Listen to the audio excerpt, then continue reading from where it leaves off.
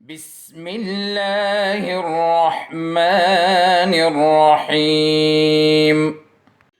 اعوذ باللہ من الشیطان الرجیم، بسم اللہ الرحمن الرحیم۔ السلام علیکم پیارے بچوں، امید ہے آپ سب خیریت سے ہوں گے۔ تو بچوں، آج ہم صفحہ نمبر 20 پڑھیں گے، جس کا عنوان ہے ایک تھا بادشاہ۔ تو بچوں، اس سبق کو غور سے سنیے۔ اب یہاں سے دیکھیں آپ لوگ، فرضی ہو یا حقیقی، بادشاہوں کے قصے ہمیشہ سے سب کی دلچسپی اور توجہ کا مرکز رہے ہیں۔ مغل بادشاہ اکبر بہت سمجھدار اور ذہین اور جہاندیدہ حکمران تھا۔ اس نے اپنی سلطنت کو چلانے کے لیے مختلف امور کے مشیر مقرر کر رکھے تھے، جن میں 9 مشیر لوگوں میں نورتن کے نام سے مشہور ہوئے۔ رتن کے معنی قیمتی پتھر، مثلا ہیرا یا لال کے ہیں۔ ان مشیروں میں سے ایک بیربل بھی تھا۔ بہت عقل مند، وفادار اور پرمزاح ہونے کی وجہ سے اکبر بادشاہ اسے بہت پسند کرتا تھا اور دوست کی طرح پیش آتا تھا۔ بیربل شہنشاہ کے ساتھ سلطنت اور حکومت کے امور کے علاوہ سیر و تفریح اور کھیلوں میں بھی حصہ لیتا تھا، اور چوگان یعنی پولو بھی شہنشاہ کے ساتھ کھیلتا تھا۔ پولو مطلب یہ ایک کھیل ہے، اس کا نام ہے، ٹھیک ہے۔ تو بیربل جو تھا، یعنی ویسے تو بادشاہ کے بہت سارے مشیر تھے، لیکن ان میں سے ایک مشیر جو بادشاہ کو بہت پسند تھا، اس کا نام تھا بیربل۔ وہ بہت زیادہ عقل مند تھا، ٹھیک ہے۔ تو بادشاہ اس کے ساتھ دوستوں کی طرح پیش آتا تھا۔ وہ بادشاہ کے ساتھ پولو کا کھیل بھی کھیلتا تھا، ٹھیک ہے بچوں۔ اب آگے دیکھیں صفحہ نمبر 21۔ ایک دن اکبر اور بیربل باغ میں چہل قدمی کر رہے تھے، اور بادشاہ بیربل کی باتوں سے لطف اندوز ہو رہا تھا کہ اسے بیربل کی ذہانت آزمانے کا خیال آیا۔ اس نے نیچے پڑی ایک بانس کی چھڑی اٹھا کر بیربل کو دی اور کہا، اس چھڑی کو کاٹے بغیر چھوٹا کر کے دکھاؤ۔ ٹھیک ہے۔ بیربل نے بادشاہ کو دیکھا۔ بادشاہ کے چہرے پر مسکراہٹ تھی۔ بیربل نے کچھ دیر سوچا، ادھر ادھر نظر دوڑائی۔ اسے قریب ہی بانس کی ایک اور چھڑی دکھائی دی جو بادشاہ کی چھڑی سے لمبی تھی۔ اس نے بادشاہ کی چھڑی زمین پر رکھی، اس سے تھوڑا فاصلے پر اپنی لمبی چھڑی رکھی اور بادشاہ کی جانب مسکراتے ہوئے دیکھ کر پوچھا، اب بتائیے کون سی چھڑی چھوٹی ہے؟ آپ کی چھڑی اس طرح کاٹے بغیر ہی چھوٹی ہو گئی۔ اکبر ہنسا اور بیربل کے کندھے پر شاباشی کی تبکی دی۔ بیربل کے اس عمل میں حکمت کی یہ بات بھی چھپی تھی کہ اگر ہم کسی کو مقابلے میں ہرانا چاہیں تو ہمیں اپنی قابلیت بڑھا کر خود کو بہتر کر لینا چاہیے۔ ہم خود بخود مقابل سے جیت جائیں گے۔ امید ہے بچوں آپ کو اس کہانی کی سمجھ آ چکی ہوں گی۔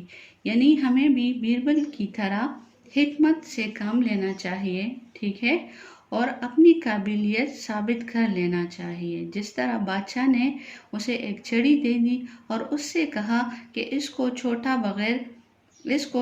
کر کے دکھاؤ، تو بیربل نے کیا کیا کہ ادھر ادھر نظر دوڑائی اور وہاں اسے ایک اور چھڑی دکھائی دی جو بادشاہ کی چھڑی سے لمبی تھی۔ اس نے بادشاہ کی چھڑی بھی زمین پر رکھی اور اپنی والی بھی رکھی اور بادشاہ سے کہا کہ لیجئے، آپ کی چھڑی کاٹے بغیر ہی چھوٹی ہو گئی۔ اسی طرح بیربل نے اپنی حکمت عملی سے بادشاہ کے سوال کا جواب دیا، جس سے بادشاہ بہت خوش ہوئے۔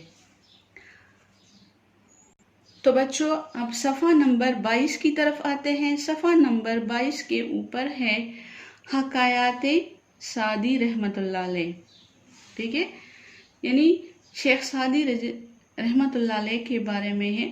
آپ لوگ تھوڑا سا تعارف دیکھ لیں، ٹھیک ہے۔ شیخ سعدی آج سے تقریباً 800 برس پہلے ایران کے شہر شیراز میں 1184 میں پیدا ہوئے۔ شرف الدین نام رکھا گیا لیکن اپنے والد کے نام پر مصلح الدین کہلائے۔ سعدی تخلص کیا۔ ابتدائی تعلیم شیراز میں حاصل کر کے بغداد چلے گئے جو اس وقت علم و ادب کا گہوارہ تھا۔ بڑے بڑے علماء سے فیض حاصل کیا، بہت سے ملکوں کی سیاحت کی، حج کیا۔ 100 سال سے زیادہ عمر پا کر 1292 میں انتقال فرمایا۔ آپ کی حکایتیں آج اتنی صدیوں بعد بھی ذوق و شوق سے پڑھی جاتی ہیں اور ان سے سبق حاصل کیا جاتا ہے۔ ان کی حکایات میں سے ایک حکایت ہے اناڑی مریض۔ تو بچوں اس کہانی کو تھوڑی غور سے سنیے کہ اس میں کیا حکایت پوشیدہ ہے۔ بیان کیا جاتا ہے ایک شخص کی آنکھیں دکھنے آ گئی۔ اسے چاہیے تھا کہ کسی مستند طبیب کے پاس جاتا، لیکن وہ جانوروں کے معالج کے پاس چلا گیا اور اس عقل مند نے وہی دوا اس کی آنکھوں میں ڈال دی جو جانوروں کی آنکھوں میں ڈالا کرتا تھا۔ اس حماقت کا نتیجہ یہ ہوا کہ اس شخص کی بینائی ضائع ہو گئی۔ اس نے قاضی کی عدالت میں حاضر ہو کر معالج پر مقدمہ دائر کر دیا، لیکن قاضی نے سارا بیان سن کر مقدمہ خارج کر دیا اور کہا کہ اگر یہ شخص گدھا نہ ہوتا تو اپنی آنکھوں کے علاج کے لیے جانوروں کے معالج کے پاس نہ جاتا۔ دانائی کا تقاضا ہے کہ اگر کسی شخص سے کوئی کام لینا ہو تو کام سپرد کرنے سے پہلے اس کے علم اور اہلیت کے بارے میں تحقیق کر لی جائے۔ امید ہے بچوں آپ لوگوں کو اس کی سمجھ آ چکی ہوگی۔ مطلب ایسا کوئی کام نہیں کرنا چاہیے، کسی ایسے انسان کے پاس نہیں جانا چاہیے جس سے آپ کو کوئی کام ہو اور وہ اس کام کی کوئی اہلیت ہی نہیں رکھتا یا اس کے پاس اس کا علم ہی نہ ہو۔ جس طرح یہ شخص تھا، اس کی آنکھیں خراب تھی تو اس کو چاہیے تھا کسی اچھے ڈاکٹر کے پاس جاتا، لیکن وہ کہاں گیا؟ وہ جانوروں کے ڈاکٹر کے پاس گیا۔ لیکن اس نے بھی کیا؟ اس نے بھی وہی جانوروں والی دوا جو تھی وہ اس کی آنکھوں میں ڈال دی، جس سے اس کی آنکھیں خراب ہو گئی اور اس کی بینائی ضائع ہو گئی۔ جب وہ قاضی کے پاس چلے گئے تو قاضی نے کیا کیا؟ اس کا مقدمہ جو ہے وہ خارج کر دیا، ختم کر دیا، کیونکہ اس نے کہا کہ اگر یہ شخص گدھا نہ ہوتا تو آنکھوں کے علاج کے لیے وہ جانوروں کے ڈاکٹر کے پاس کبھی نہ جاتا۔ سمجھ آ گیا بچوں؟ گڈ، شاباش۔ اب آگے دیکھتے ہیں ریاکار درویش۔ بیان کیا جاتا ہے کہ ایک ریاکار شخص جو صرف دنیا کو دکھانے کے لیے نیکیاں کرتا تھا، ایک دن بادشاہ کا مہمان ہوا۔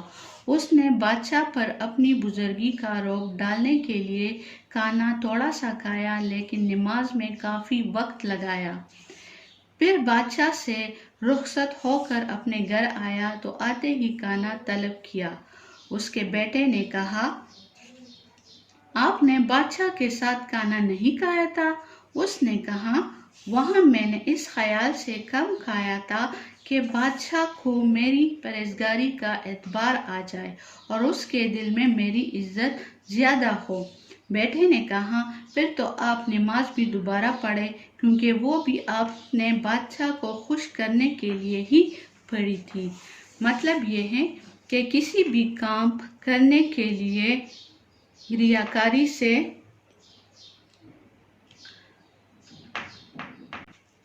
ریاکاری سے کام نہیں لینا چاہیے، کیونکہ ریاکاری کرنے سے اللہ تعالیٰ ناخوش ہوتے ہیں۔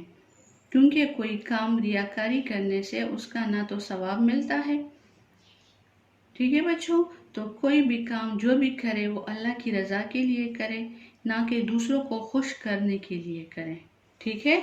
امید ہے بچوں آپ لوگوں کو اس کی سمجھ آ چکی ہوں گی۔ اب آگے دیکھتے ہیں صفحہ نمبر 23 کی طرف۔ صفحہ نمبر 23 پہ ہے قصے اور داستانیں۔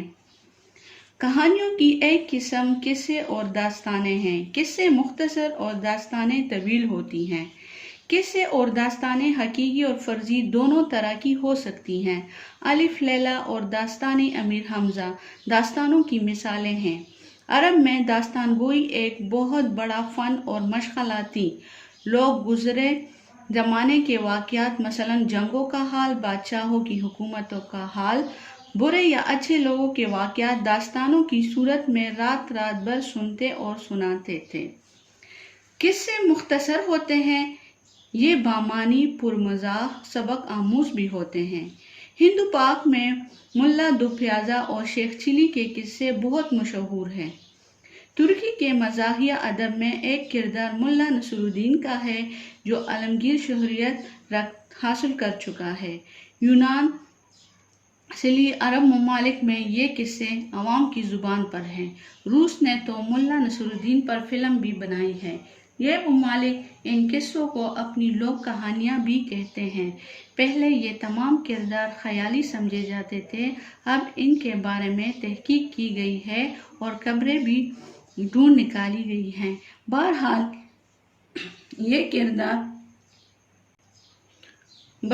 یہ کردار اصلی ہوں یا خیالی، ان سے منسوب قصے دلچسپ اور سبق آموز ہیں۔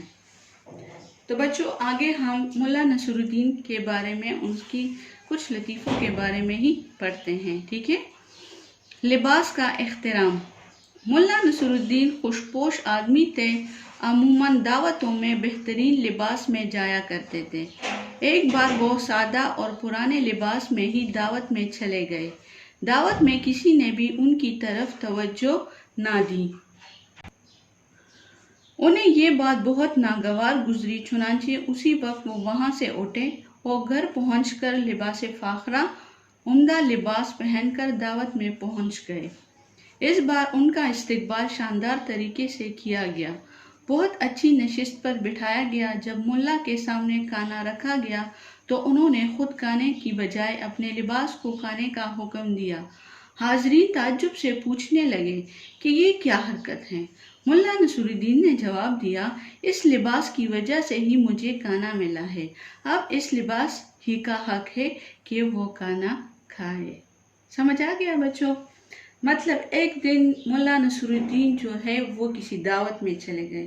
وہ ہر بار دعوتوں میں اچھے لباس پہن کر جایا کرتے تھے، لیکن اس بار وہ ایک سادہ کپڑوں میں چلے گئے، لیکن وہاں پر اسے کسی نے کوئی خاص توجہ نہیں دی، تو اسے یہ بات بہت بری لگی۔ وہ گھر واپس آ گئے اور لباس فاخرہ مطلب عمدہ لباس پہن کر وہاں پر پہنچ گئے۔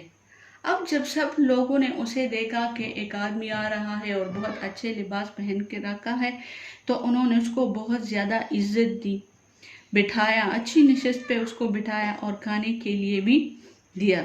اب اس نے کیا کیا کہ جیسے ہی کھانے اس کے سامنے رکھا تو اس نے اپنے لباس سے کہا کہ کھاؤ، کھانا کھاؤ۔ سب لوگ یہ تعجب سے دیکھ رہے ہیں کہ یہ کیا کر رہے ہیں، تو اس نے کہا کہ مجھے یہ کھانا اس لباس ہی کی وجہ سے ملا ہے، تو یہ اس لباس کا ہی حق ہے کہ وہ کھانا کھائے، نہ کہ یہ کھانا میں ہی کھاؤں۔ سمجھ آ گیا بچوں؟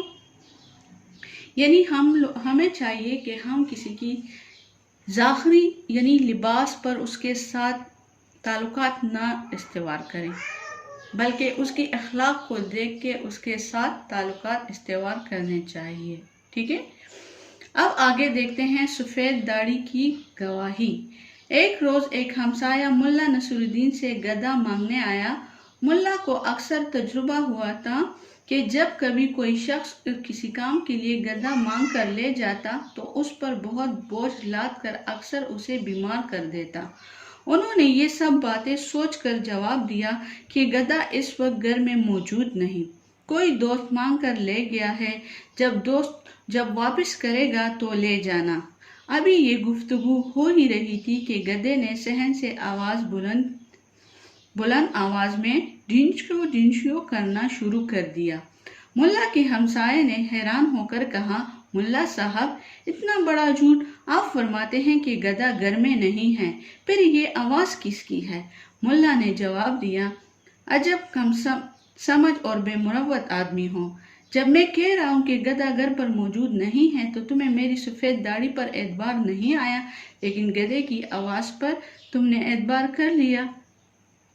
ہاں تو بچوں، امید ہے آپ لوگوں کو مولانا نصر الدین کے یہ مختصر سے واقعات پڑھ کے مزہ آیا ہوگا۔ اب ذرا آگے دیکھتے ہیں۔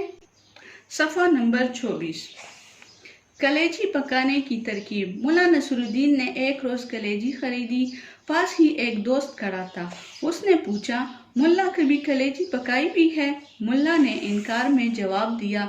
ملا کے دوست نے ایک کاغذ پر ترکیب لکھ کر ملا کو دی کہ اپنی بیوی کو دینا، وہ یہ پڑھ کر پکا دے گی۔ ملا نے بہت شکریہ ادا کیا اور گھر کی طرف چلے۔ راستے میں ایک چیل نے چپٹا مارا اور کلیجی لے اڑی۔ ملا بہت زور سے کہکہا لگاتے ہوئے کہنے لگا، کلیجی تو لے گئی مگر پکائے گی کیسے؟ ترکیب تو میرے پاس ہے۔ امید ہے بچوں آپ لوگوں کو یہ کہانیاں سمجھ میں آ چکی ہوں گی، ٹھیک ہے؟ اگر کہیں پر آپ کو کوئی مسئلہ ہو یا سمجھ نہ آیا ہو تو مجھے واٹس ایپ کر کے آپ لوگ پوچھ سکتے ہو۔ آج کے لیے آپ لوگوں کا گھر کا کام یہ ہے کہ آپ ان کہانیوں کو غور سے پڑھیں، ٹھیک ہے؟ اپنا ڈھیر سارا خیال رکھیے گا۔ اللہ حافظ۔ اللهم انفعنا بما علمتنا وعلمنا ما ينفعنا وزدنا علما